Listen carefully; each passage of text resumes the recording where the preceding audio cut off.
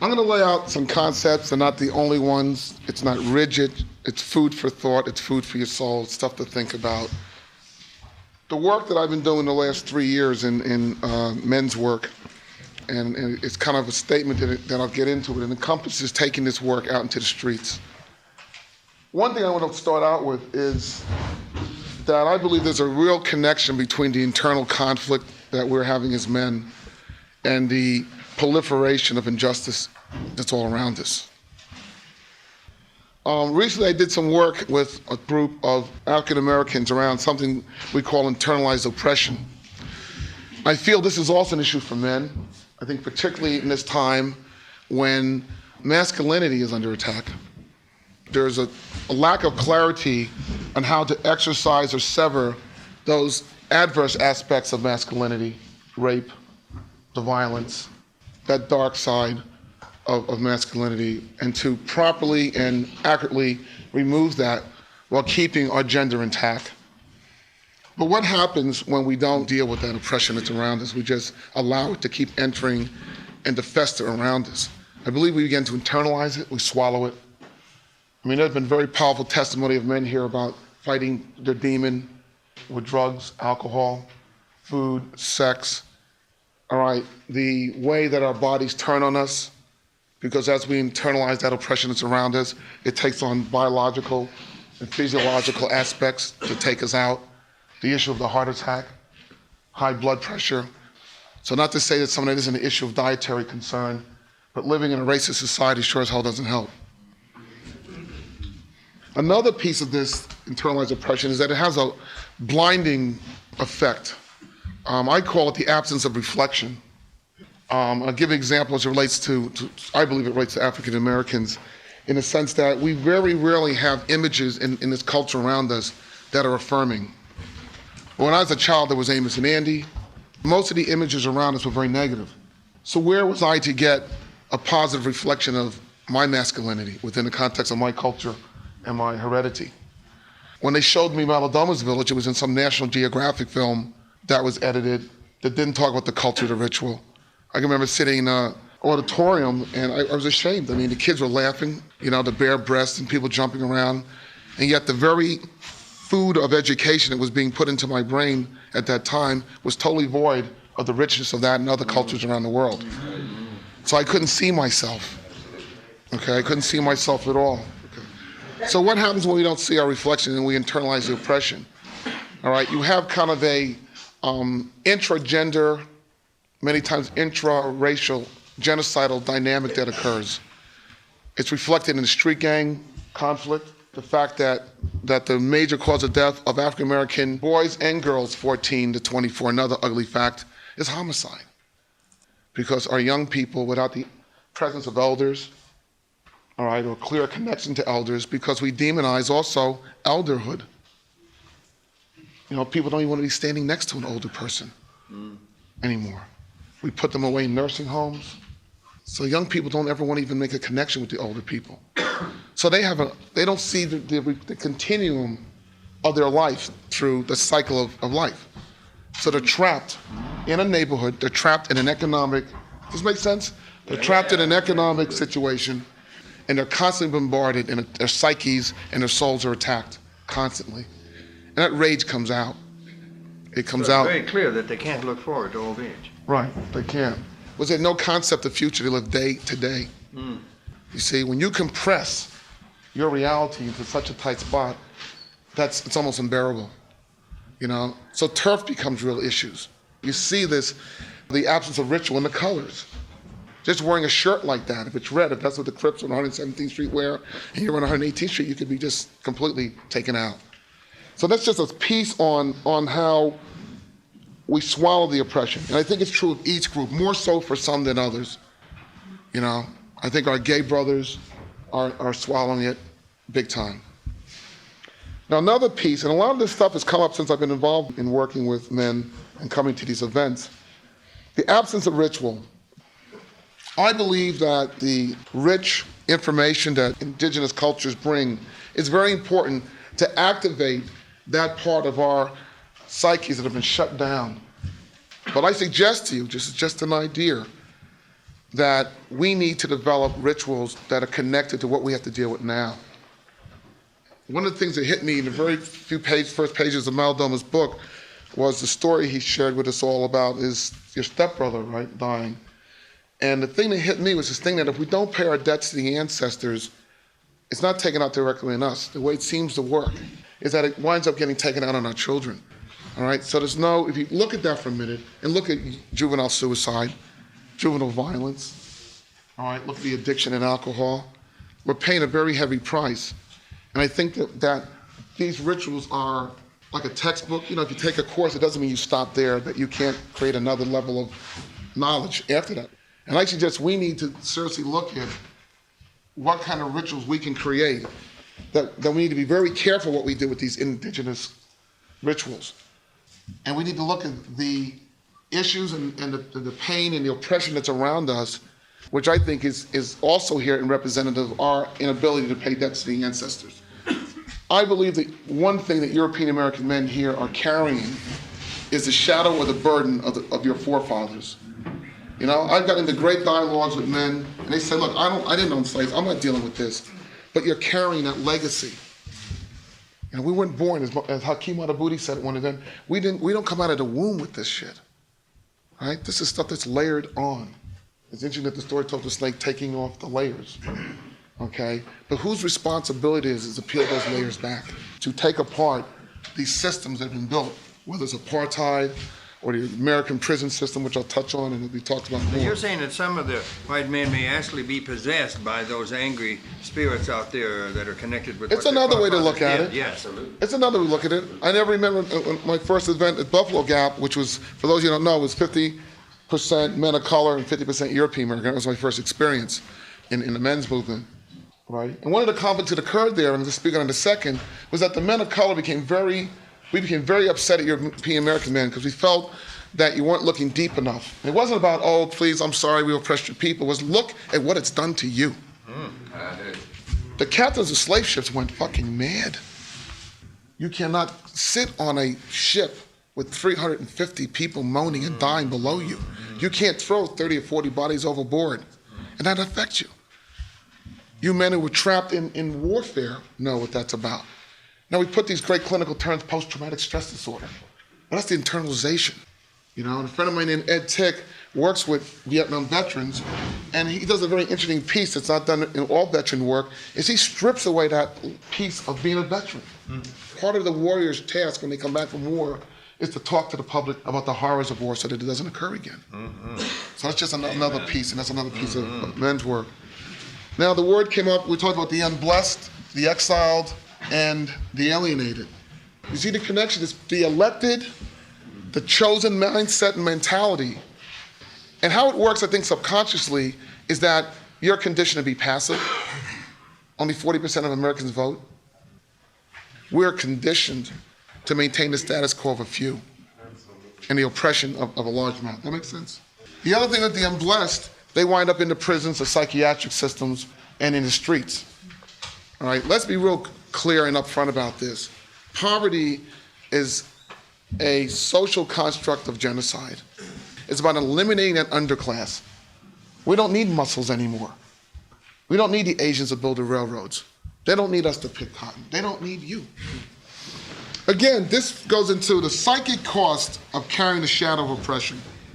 Now, another thing I thought was really important the other day is this thing about the lack of articulation of the vision. First time, how I got involved in this stuff was I was going through all kinds of shit. And I saw these different things. That's something the New York Times had a photo essay. I don't know, it wasn't one of our events. It was another place in Texas, someplace. And they had a man there with the war paint on and the groin cloth. So I was like, phew. And there wasn't a black man in the picture. So Robert was on a radio show in Philadelphia. And I called in and I said, I'm really interested in stuff. I said, but I have no doubt I am not going in the woods with a bunch of white men with war paint loincloths on. You know? But the clear articulation of the vision was that Robert's response was, I don't blame you. And we're going to be having this thing, and we're going to be bringing 50 men of color together, and you should come to that. That was a clear articulation of a vision of inclusion. And that's why I came. That's why I think the other 50 men came. And a lot of us, when we did get to meet there, weren't sure for the first 2 days, and I just, after I said, what the fuck are you guys talking about? Pan, Ulysses, and you guys are talking about all this energy work, and I dig that. But then you become the elect, the chosen, and that's scary shit. And that's why a lot of men of color and other men don't come into this process. So, though I have issues with some aspects, I am a pro-feminist man. I am. I support the hell out of women's issues, because they're very similar to my issues as an African American, and they're very similar to our issues.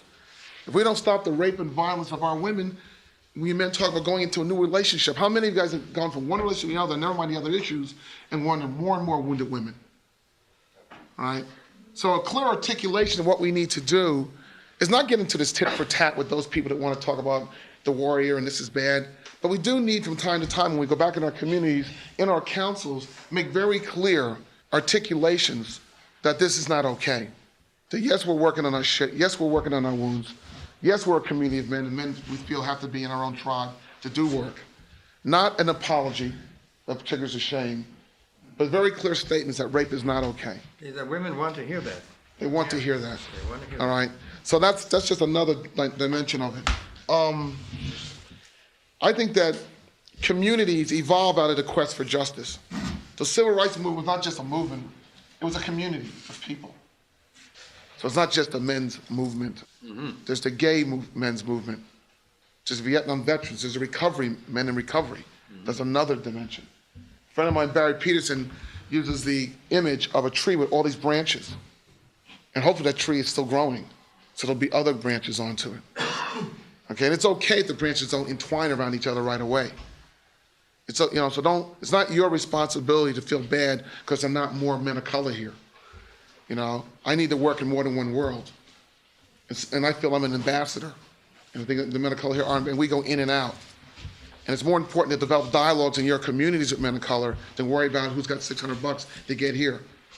Because those who have it, who are really committed to social change, are going to be doing something within their own community. Okay, so I suggest that getting involved in social change and getting involved in the dynamic or the triad of healing, justice, and community is very important. I think that's where you'll find some of your gold. I said to a gentleman last night, it's not in the pond in your backyard. It's that simple. You drain the sucker and take it. And for those of you who are involved or had an experience of helping someone, you felt that glow of the gold after you did that.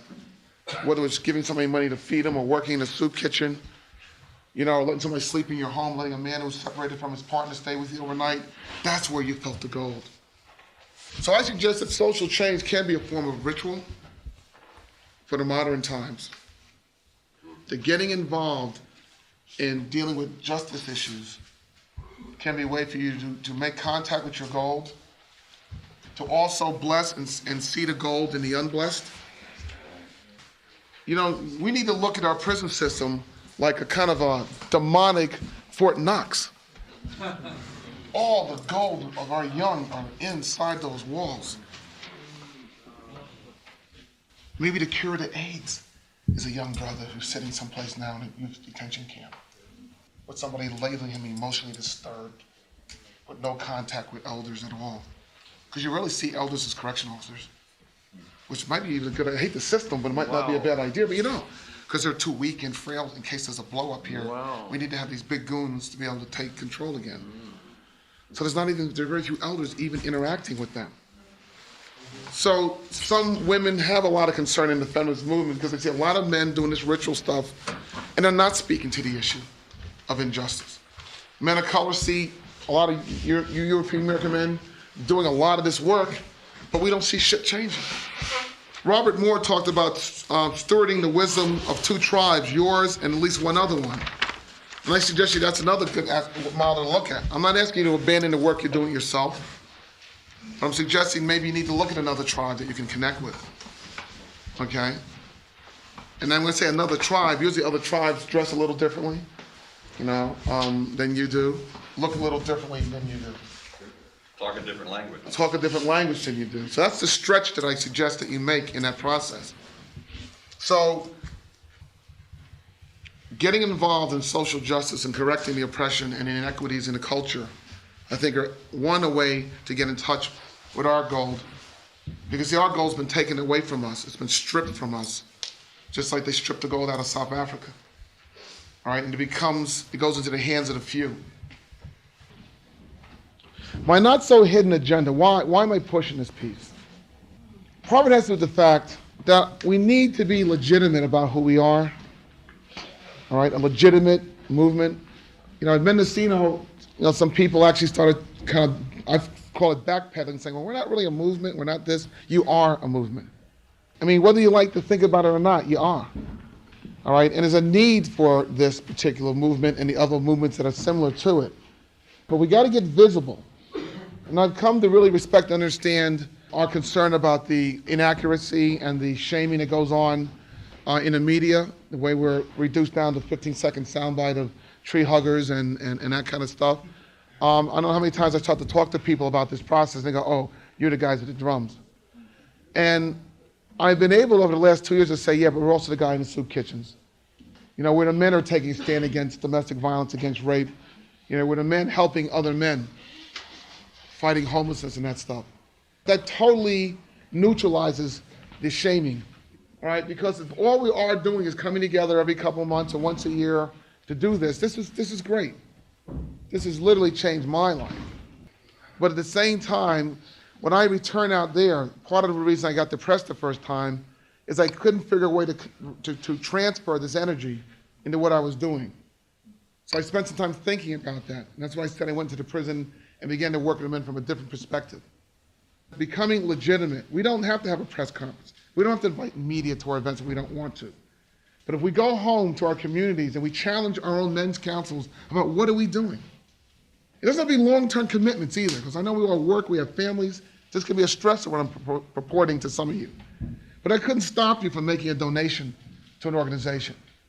Another beautiful thing, after Mendocino, Doug Bankasu, many of you know, sent a letter to me saying a Japanese exchange student was murdered in the San Francisco area. And Doug Bankasu with his NOAA project, where the men who sing and chant, met to see what can we do about this in terms of making a social statement against this kind of crime, this kind of tragedy. And they went down into the subway system where this person was killed, found the spot that his body dropped, and they put a ritual there, they built an altar there, and they sang and chanted for hours. What if we as men of all colors in our communities, made a commitment to get 1 or 2 people from each of the churches of any denomination, and any time a young person lost their life in a situation like that, we went to that spot and we sang for an hour. It's a blessing. We care, What's going on now is the kid's taken out, the van comes, picks them up, takes them away, they rope off the area, and that's it. It's a crime scene. It happens so much that there's nothing unusual about it. We have to ritualize that sadness and that process. So one is that the young kids in the area begin to see that men care about them. Plus it shows the community that men are out there. See, so the connectedness of inclusivity is not necessarily going to come by us saying, crank up 300 or 400 bucks or we'll give you scholarships, come in here. It might mean us saying, can we come to your church one night? This is outreach work. It's your responsibility to make connections and sometimes have to take the heat.